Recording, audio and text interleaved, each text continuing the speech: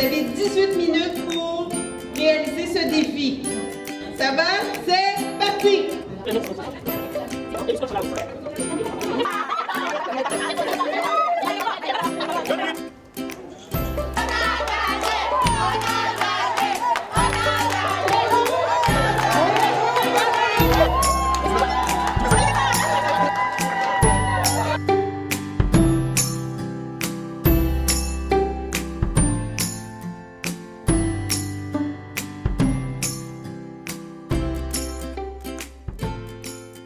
Je suis Cornelia Glélé. Je suis béninoise et je suis journaliste, cinéaste et blogueuse. Je suis Hadja Idriss Abba, j'ai 19 ans. Je suis guinéenne et en même temps étudiante en première année. Aminata Senka, je suis burkinabé, je suis la coordinatrice nationale du Club des jeunes femmes leaders, entrepreneur. Je suis Awaditma Kamara, j'ai 21 ans, je suis journaliste reporter à la télévision nationale malienne. Antoine Fassouloua, je suis de la Guinée. Je suis également un jeune activiste des droits en matière de la santé de la reproduction. Je m'appelle Jenna Vandiom, je suis mauritanienne et activiste de la société civile mauritanienne. Moi, c'est Oumou Salif Touré, je suis malienne.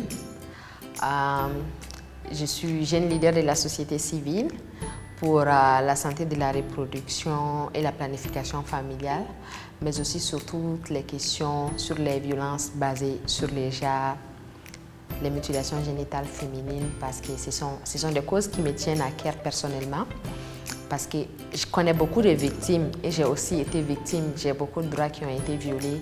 Ça paraît étonnant, surprenant même, de voir un homme dans une affaire de féminisme. Mais ce n'est que justice, parce que le féminisme aussi, ce n'est pas qu'une question de femmes. Et si aujourd'hui nous sommes encore là à ce niveau, c'est parce que justement, on pense que c'est seulement une affaire de femmes, seulement pour les femmes et que pour les femmes. Maintenant, il faut aller au-delà. Il faut comprendre que c'est une affaire de droits humains. On les frappe dans leur foyer, elles pensent que c'est normal. Bien, châtie bien. C'est-à-dire il y a tout qui a été...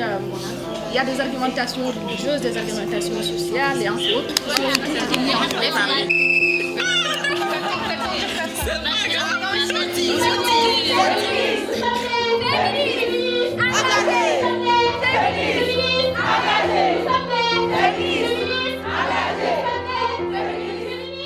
Je suis devenue féministe pour pouvoir exprimer mon point de vue et pouvoir aussi lutter contre toutes les violences qui sont faites à toutes les femmes. Je suis féministe sans si ni mais. Tu te réclames féministe à part entière, soit tu l'es, soit tu ne l'es pas. Voilà, je le dis, je l'assume, je suis féministe. Je ne sourcille pas les yeux quand je dis que je suis féministe. Cet atelier, c'est une opportunité de rencontrer d'autres femmes féministes, d'apprendre de leurs expériences et surtout de réfléchir ensemble sur les stratégies que nous pouvons mettre aujourd'hui en place, sur comment on peut mener davantage la lutte pour pouvoir conquérir d'autres personnes, pour pouvoir faire porter notre voix. Il faut que les femmes elles-mêmes décident de se lever pour se donner main dans la main, pour que nous puissions aussi porter notre voix. Ma voix compte et la voix de mes sœurs aussi compte. Alors écoutez-nous parce qu'on a nos mots à dire sur tout ce qui nous concerne.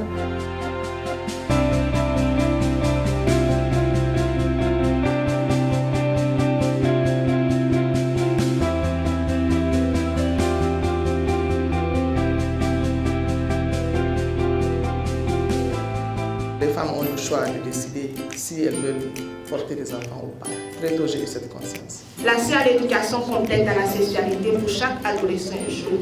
Les droits sexuels, nous devons les connaître. Les méthodes de contraception doivent être accessibles aux jeunes. Et il faut qu'on ait l'information parce qu'il y a des filles aujourd'hui qui tombent enceintes sans avoir une information ou bien parce qu'elles ont une information fausse. Donc ça, c'est un changement social qu'on désire vraiment. L'accès aux services SR, aux services de santé sexuelle et reproductive, sur tous les produits de la santé sexuelle.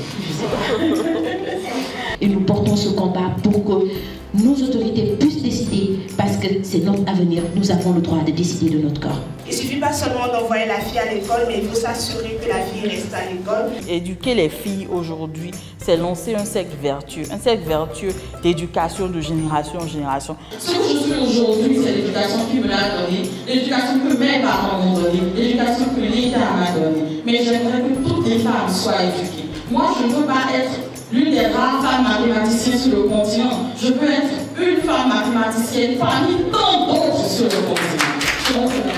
Il est temps que les hommes s'investissent dans les travaux domestiques, tout comme les femmes. Parce qu'il n'y a pas de travail pour femmes, il n'y a pas de travail pour hommes.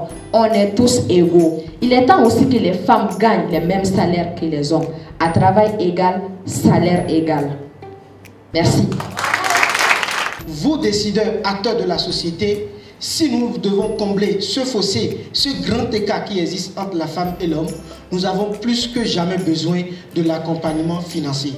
Le plus grave, c'est que quand on doit parler, quand on doit prendre des décisions, et c'est en Afrique, des décisions pour les femmes, pour les jeunes, ce ne sont pas les jeunes qui sont devant, ce ne sont pas les femmes qui sont devant, ce sont des gentils messieurs en costume qui décident pour nous. Les espaces pour nous exprimer et faire entendre nos voix, c'est le plus important aujourd'hui. On peut les mettre comme ça.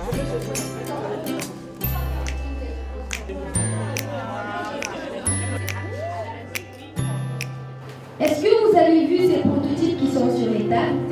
Ce sont les idées des jeunes, c'est-à-dire des idées de projets qui sont sortis. Donc c'est pour vous dire que lors de cet atelier, nous avons vraiment pu sortir de très belles idées, que vraiment nous sommes engagés au retour dans nos pays, que nous allons vraiment pouvoir réaliser ces actions et faire du respect des droits des femmes et des jeunes filles une réalité en Afrique de l'Ouest francophone. Et souvenez-vous que nous avons du pouvoir et que tout ce que nous vous demandons aujourd'hui, c'est que vous investissez dans nos actions, que vous nous encouragez, dans notre leadership parce que nous sommes motivés. Nous sommes motivés, nous sommes engagés et nous irons jusqu'au bout. Je vous remercie.